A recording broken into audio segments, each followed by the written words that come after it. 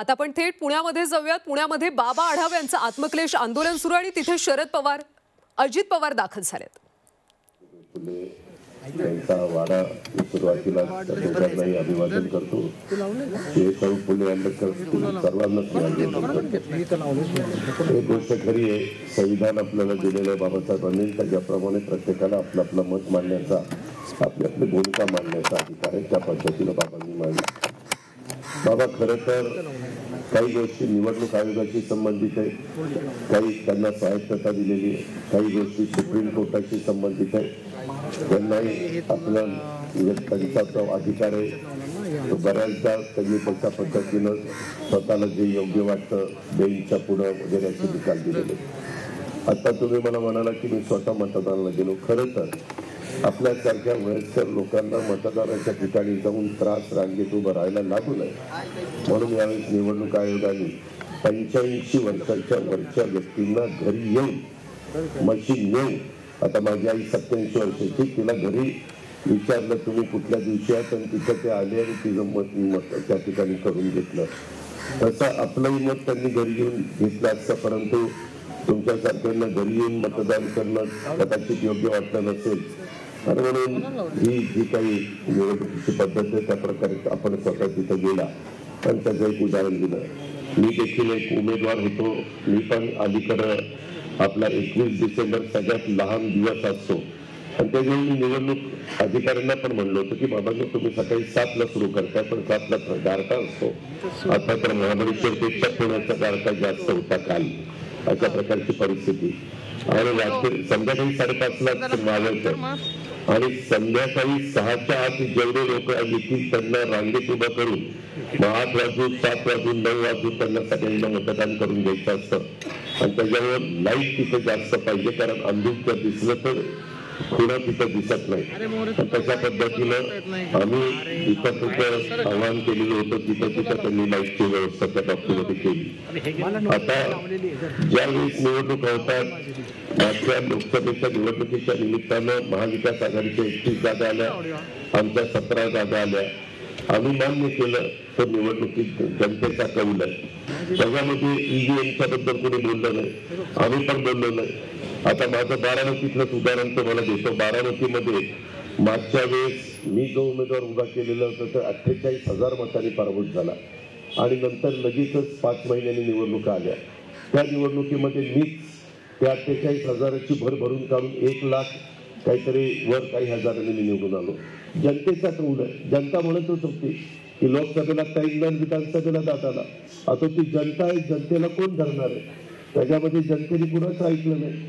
माझं स्वतःचं उदाहरण मी सांगतो की जी गावं मला मायनस केली ती सगळी प्लस गेली आणि त्यांनी सांगितलं यावेळेस आम्हाला तुम्हाला द्यायचं आहे, आम्हाला विधानसभेमध्ये तुम्ही गेला पाहिजे। आता जनतेचा 5 महिन्यात कौल बदलला, त्याला आम्ही काय करणार। दुसरी गोष्ट मला आठवत आहे उल्हासदादा तुम्ही इथं 1999ला लोकसभेला लोकांनी मतदान केलं वाजपेयी साहेबांना आणि विधानसभेला केलं विलासराव देशमुख म्हणजे आघाडीला। त्यावेळेस विलासराव देशमुख मुख्यमंत्री झाले, विलासरावची काँग्रेस आणि राष्ट्रवादी एकत्र आलं आणि सरकार स्थापन केलं। आदरणीय बाबा त्यावेळेस बारामतीमध्ये एक मतदार आतमध्ये जात होता, एकीकडे लोकसभेला पवार साहेबांना मतदान करत होता, विधानसभेला मला मतदान करत होता, तरी पवार साहेबांना बारामती विधानसभा मतदारसंघात 85,000चं लीड मिळालं आणि मला 50,000चं लीड मिळालं। मी असं म्हणलो नाही 35,000 मला का कमी पडली, लोकांचा कौल आहे। काहींना इकडं विधानसभेला अजितला नव्हतं मत द्यायचं, हा जनतेचा कौल आपण मान्यच केला पाहिजे ना।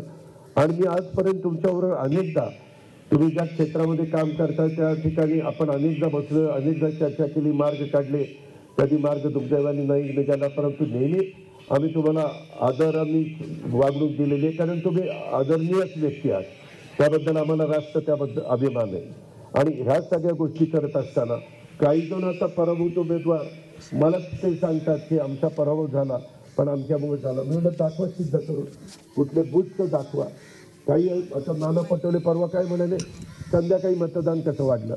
अहो नाना पटोले साहेब 4:30च्या पुढं 5च्या पुढं लोक तिथं रांगेत आले, ते आतमध्ये घेतल्यानंतर सकाळी माझ्या इथं सकाळी 7 ते 9 मतदान झालं तर 5%, आणि संध्याकाळी 5 ते दिवस म्हणजे सगळे मतदान संपेपर्यंत त्यावेळेस मतदानाची टक्केवारी एकदम 15% वाढली.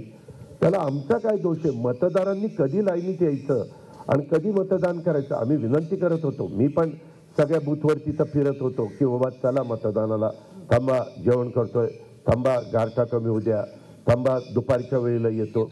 आता तो मतदार राजा आहे, त्यांना सांगेल तेव्हाच आम्ही देखील काही बळजबरी करू शकत नव्हतो. आता आपण म्हणताय की पैशाचा वारेमाप धुमाकूळ झाला, त्याच्या संदर्भामध्ये अलीकड व्हिडिओ आहेत, अलीकड बाकीच्या सगळ्या गोष्टी आहेत. जर कुठं झाला तर त्या पद्धतीनं यंत्रणा आहे.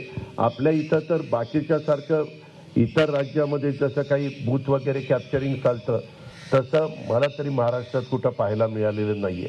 महाराष्ट्राने जनतेने कौल दिला. हे झालं असं, तुम्ही म्हणला तुम्ही प्रलोभन दाखवलं.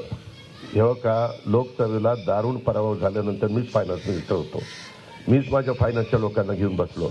आपल्याला काही चांगल्या पद्धतीनं लाभार्थ्यांना लाभ द्यायचा आहे आणि त्याचा काही परिणाम होतोय का बघायचं आहे, गरिबांना द्यायचं आहे, जातपात धर्म भेदभाव करायचा नाही.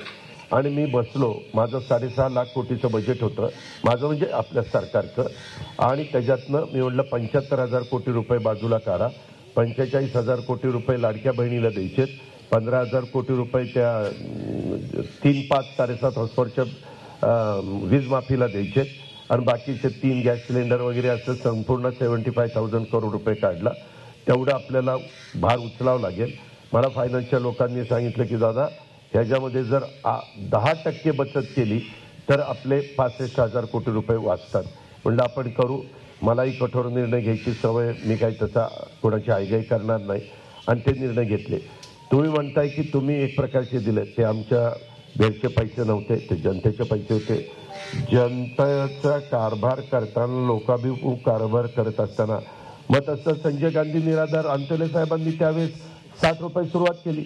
आज आम्ही आता ते 1,500 रुपये करून घेतले. निराधार लोकांना पैसे चालूच आहेत, तेव्हापासून आजपर्यंत चालू आहेत. कुठं बंद केले? आम्ही काही लोकांशी बोललो किंवा कुठल्या योजना जास्त पॉप्युलर आहेत. आम्हाला शिवराज सिंग चौहानांनी सांगितलं की माझ्या इथं लाडली बहिणा ही योजना पॉप्युलर झाली आणि त्याच्यामध्ये ते गेले 15, 13, 17 वर्ष तिथं मुख्यमंत्री राहिलेले आहेत. आता ते कृषी मंत्री झालेले आहेत. त्यांनी योजना दिली. त्या कर्नाटकमध्ये देखील काँग्रेसवाल्यांनी योजना दिली नाही का? त्यांनी तर फुकट काय ते ST दिली, तिथली ट्रान्सपोर्ट ते फुकट दिलं, बरंच काही काही केलं.